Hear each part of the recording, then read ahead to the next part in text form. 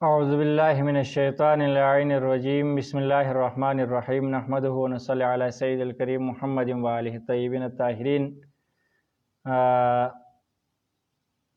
امام رضا علیہ السلام کے حالات زندگی کے حوالے سے بات چل رہی تھی۔ پچھلے گفتگو میں عرض کر چکا ہوں کہ امام رضا علیہ السلام کے ولادت باسعادت کے حوالے سے اور حسب و نسب کے حوالے سے، اور اسی طرح جو ہے آج امام علیہ السلام کے مامون کی ولی عہدی کے حوالے سے ہم بات کریں گے کہ مامون نے امام رضا علیہ السلام کو ولی عہدی کے جو عہدہ ہے اس کو سنبھالنے کے لیے اصرار کیا، لیکن امام رضا علیہ السلام نے اس عہدے کو قبول کرنے سے شدید اختلاف کی اور انکار کیا۔ اس حوالے سے گفتگو کریں گے کہ امام رضا علیہ السلام کا مروہ میں قیام پذیر ہونے کے بعد مامون نے امام رضا کے پاس اپنا قاصد بھیجا اور یہ پیغام دیا کہ میں خلافت سے کنارہ کشی اختیار کرتا ہوں اور آپ کے حوالے کرتا ہوں، لیکن امام رضا علیہ السلام نے اس کی شدید مخالفت کی۔ اس کے بعد مامون نے آپ علیہ السلام کو اپنی ولی عہدی کی تجویز دی تو امام نے اس سے بھی ٹھکرا دیا۔ اس موقع پر مامون نے تہدید آمیز لہجے میں کہا، عمر بن خطاب نے 6 رکنی کمیٹی تشکیل دی جس میں سے ایک آپ کے دادا علی بن ابی طالب تھا۔ عمر نے یہ شرط رکھی تھی کہ ان 6 افراد میں سے جس نے بھی مخالفت کی اس کی گردن اڑا دی جائے۔ آپ کے پاس اس کے سوا کوئی چارہ نہیں ہے کہ جو کچھ میں آپ سے طلب کر رہا ہوں اسے قبول کر لے۔ اس وقت امام رضا علیہ السلام نے فرمایا، پس اگر ایسا ہے تو میں قبول کرتا ہوں، لیکن اس شرط پر کہ میں نے کوئی حکم جاری کروں گا اور نہ کسی کو کسی سے منع کروں گا، نہ کسی کے بارے میں کوئی فتویٰ دوں گا اور نہ کسی مقدمے کا فیصلہ دوں گا، نہ کسی کو کسی عہدے پر نصب کروں گا اور نہ کسی کو اس کے عہدے سے عزل کروں گا یعنی ہٹاؤں گا، اور نہ کسی چیز کو اس کی جگہ سے ہٹاؤں گا۔ مامون نے ان شرائط کو قبول کیا۔ ان تمام تر شرائط کو مامون قبول کرتے ہوئے امام علیہ السلام کو یہ ظاہری عہدہ پیش کیا تو امام علیہ السلام نے اس عہدے کو ظاہراً قبول کیے۔ اسی طرح جو ہے امام علیہ السلام کے مناظرے کے حوالے سے اگر بات کی جائے تو امام رضا کو مروہ منتقل کرنے کے بعد مامون نے مختلف مکاتب فکر اور ادیان و مذاہب کے دانشوروں اور امام کے درمیان مختلف مناظرات ترتیب دیے، جن میں زیادہ تر اعتقادی اور فقہی مسائل پر بحث و گفتگو ہوتی تھی۔ انہی میں سے بعض مناظرات کو ابو علی بن فضل حسن بن فضل تبرسی، جو امین الاسلام تبرسی کے نام سے معروف ہے، اس نے اپنی کتاب الاحتجاج میں نقل کیا ہے۔ ان میں سے بعض احتجاجات اور مناظرات کی فہرست کچھ یوں ہے کہ توحید و عدل کے موضوع پر امام رضا کا مناظرہ، اسی طرح امامت کے موضوع پر امام رضا علیہ السلام کا مناظرہ، اسی طرح جو ہے سلیمان مزدوری کے ساتھ امام رضا علیہ السلام کا مناظرہ، اسی طرح زرتشتیوں کے ساتھ امام رضا علیہ السلام کا مناظرہ، صابئین کے زعیم کے ساتھ امام رضا علیہ السلام کا مناظرہ۔ مختلف حوالے سے امام رضا علیہ السلام نے اپنے دور میں مختلف دانشوروں اور مفکروں کے ساتھ مناظرہ کی ہے، جس میں ہر ایک کو امام علیہ السلام نے شکست دیتے ہوئے اپنے کمال کے ذریعے سے، علم کے ذریعے سے، حکمت کے ذریعے سے سب کو شکست کھانا پڑا، اور امام علیہ السلام وہاں پر جو ہے ان تمام مناظرے میں جیت گئے۔ اس مناظرات کا جو تجزیہ اگر یہاں پر ہم کرنا چاہے تو مامون امام رضا علیہ السلام کو مختلف مکاتب فکر کے دانشوروں کے ساتھ بحث اور مناظرات میں الجھا کر لوگوں کے درمیان ائمہ اہل بیت صلوات اللہ وسلامہ علیہ السلام کے بارے میں قائم عمومی سوچ جو انہیں علم لدنی کے مالک سمجھتے تھے ان کو ختم کرنا چاہتا تھا۔ یہ مناظرہ کا جو ہے ایک مقصد یہ تھا کہ اس مناظرے کے ذریعے سے جو علم لدنی کے مالک ہے،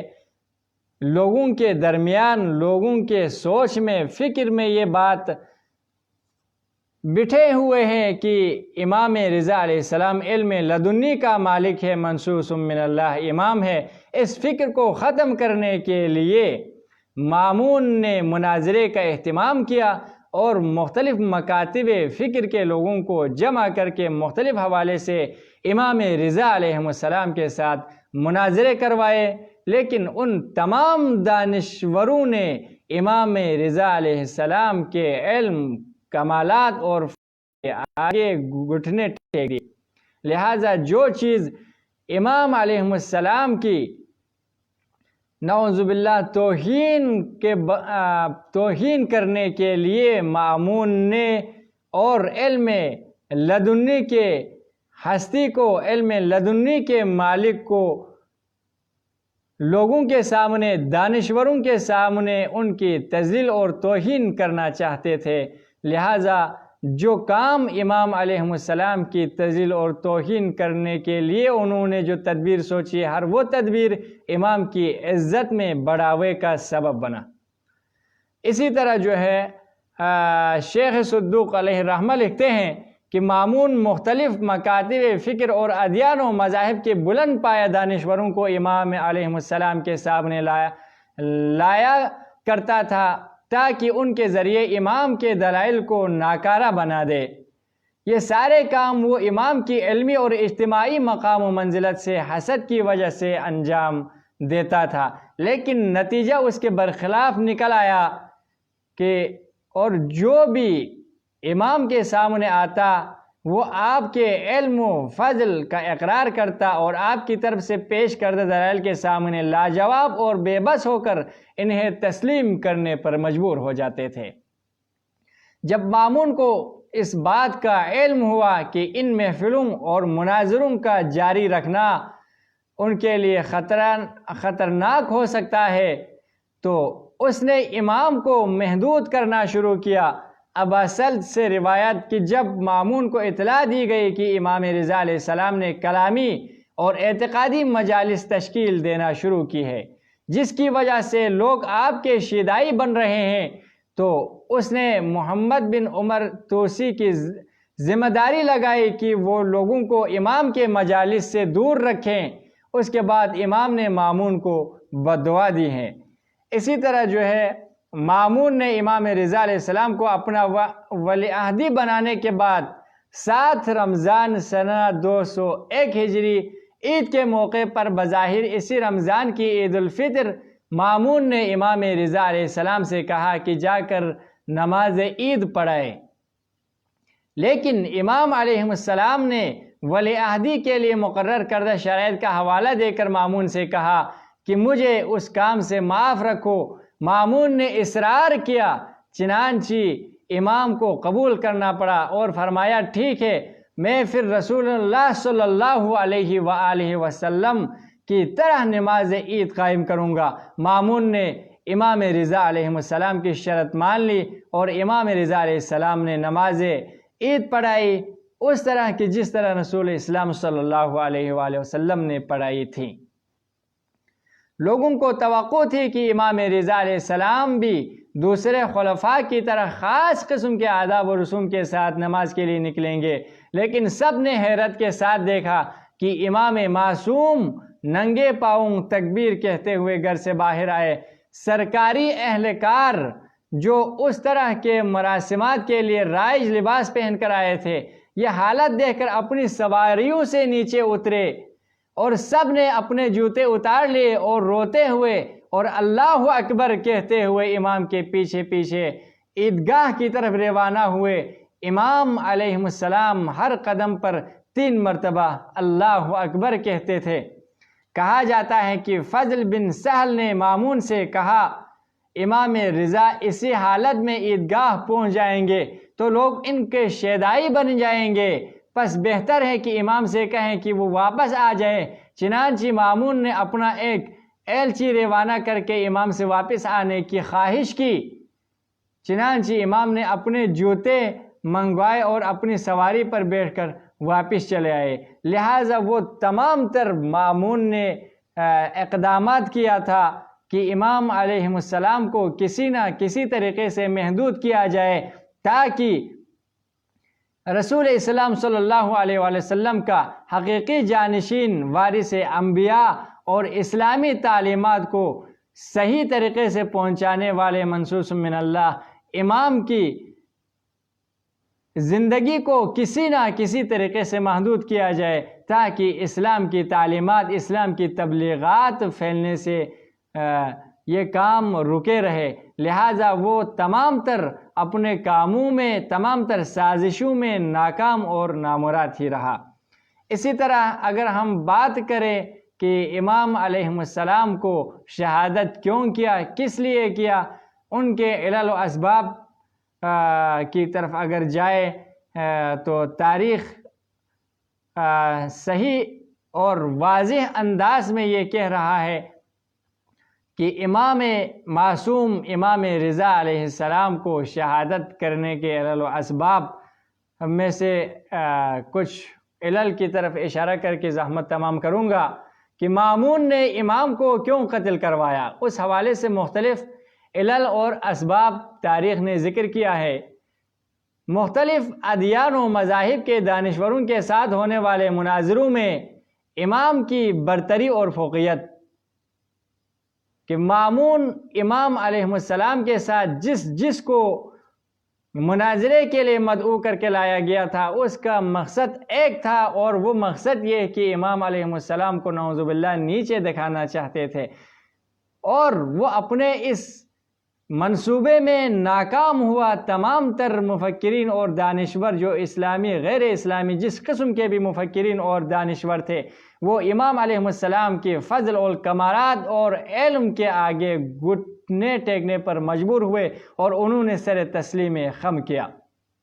یہ ایک علت ہے امام علیہ السلام کو شہید کرنے کا، بدرجہ شہادت پہنچنے کے علل اسباب میں سے ایک سبب یہ ہے۔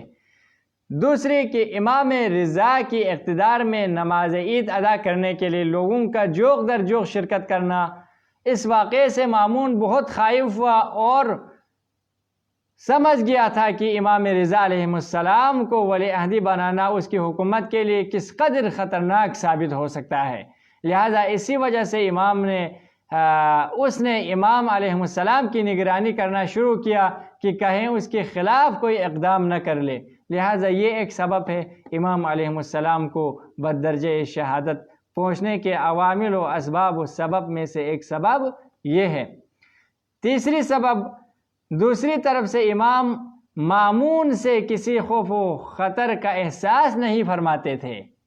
اسی وجہ سے اکثر اوقات ایسے جوابات دے دیتے تھے جو مامون کے لیے سخت ناگوار گزرتے تھے۔ یہ چیز مامون کو امام علیہ السلام کے خلاف مزید بھڑکانے اور امام کے ساتھ مامون کی دشمنی کا باعث بنتی تھی، اگرچہ مامون اس کا برملا اظہار نہیں کیا کرتے تھے۔ چنانچہ منقول ہے کہ مامون ایک عسکری فتح کے بعد خوشی کا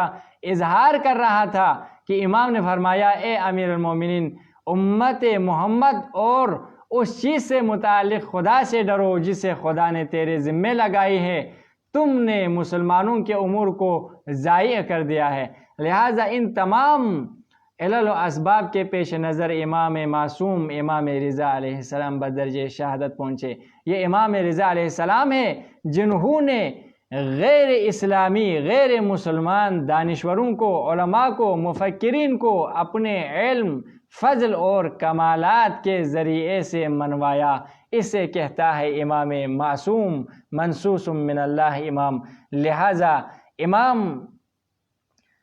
علیہ السلام کی زندگی سے ہمیں سبق حاصل کرتے ہوئے، ہمیں امام کی اطاعت کرتے ہوئے، جس طرح امام زندگی گزارتے ہیں اور امام نے ہمیں زندگی گزارنے کا جو فارمولہ بتایا ہے، جسے حکم دیا ہے امام علیہ السلام سے، ہمیں بھی ضروری ہے کہ ہم جو اپنے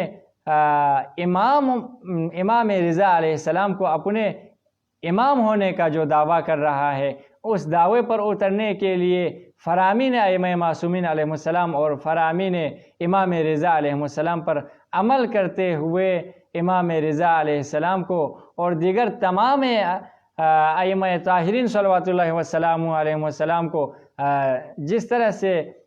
راضی کرنے کے لیے جو زمینہ فراہم کرنے چاہیے، ان تمام تر سسٹم اور زمینے کو فراہم کرتے ہوئے امام اور تمام ائمہ معصومین صلوات اللہ وسلام علیہ السلام کو خوش کرنے کے جو کام ہے، جس طرح سے ہم خوش کرنا چاہتے ہیں اللہ کو، انبیاء کو اور ائمہ معصومین علیہ السلام کو، ان تمام امور کو انجام دینے کی ضرورت ہے۔ لہٰذا امام رضا علیہ السلام کی سیرت کے حوالے سے اگر بات کی جائے تو عبادت میں آپ کی سیرت امام رضا کی عملی سیرت میں آیا ہے کہ آپ مختلف مکاتب فکر اور ادیان و مذاہب کے دانشوروں کے ساتھ ہونے والے گرما گرم مناظرات کے دوران بھی جیسے ہی اذان سنائی دیتی مناظرے کو وہیں پر چھوڑتے تھے اور مناظرے کو وہیں پر روک کر نماز کے لیے جاتے تھے اور نماز قائم کرتے تھے، نماز پڑھتے تھے۔ لہٰذا یہ امام رضا علیہ السلام کی سیرت میں سے ایک سیرت ہے۔ اگر آج ہم دنیا کی تمام تر امور اور کاموں کو نماز کے وقت چھوڑ کر نماز کو مقدم کرتے ہوئے، عبادت کو مقدم کرتے ہوئے اللہ رب العزت کی عبادت کرے، نماز کو انجام دے، باقی تمام چیزوں کو چھوڑ کر نماز کے لیے وقت نکال کر نماز کو اپنے اول وقت میں پڑھ لے، تو اس صورت میں ہم امام رضا علیہ السلام کے ماننے والے ہیں۔ یہ امام کی سیرت ہے۔ امام نے ہمیں کر کے دکھایا ہے کہ امام معصوم علیہ السلام کا قول، فعل اور ان کے جو ہے ہمارے لیے یہ سارے چیزیں سنت ہے، ہمارے لیے نمونہ عمل ہے، چونکہ حجت ہے قول معصوم، فعل معصوم، تقریر معصوم۔ یہاں پر یہ فعل معصوم ہے، امام رضا علیہ السلام نے ہمیں کر کے دکھایا کہ تمام تر امور، تمام تر کامیں دنیا کی وہ ایک طرف، اللہ کی عبادت ایک طرف۔ لہٰذا نماز کے وقت امام رضا علیہ السلام نے مناظرے کو چھوڑ کر نماز کو اپنے اول وقت میں ادا کرنا اس بات کی دلیل ہے کہ امام رضا علیہ السلام ہم سے یہی چاہتا ہے کہ میرے ماننے والے، ہمیں چاہنے والے، ہمارے شیعہ، ہمارے پیروکار بھی اگر ہماری سیرت پر چلتے ہوئے اپنی زندگی کو گزارے تو یقیناً اس صورت میں ہماری شفاعت بھی نصیب ہوگی اور دنیا و آخرت دونوں زندگی میں کامیاب و کامران رہے گا۔ لہٰذا انہی کلمات کے ساتھ اجازت چاہوں گا۔ آئندہ نیکسٹ انشاءاللہ جو ہے مزید امام رضا علیہ السلام کی سیرت کے بارے میں انشاءاللہ گزارشات پیش کروں گا۔ والسلام علیکم ورحمۃ اللہ وبرکاتہ۔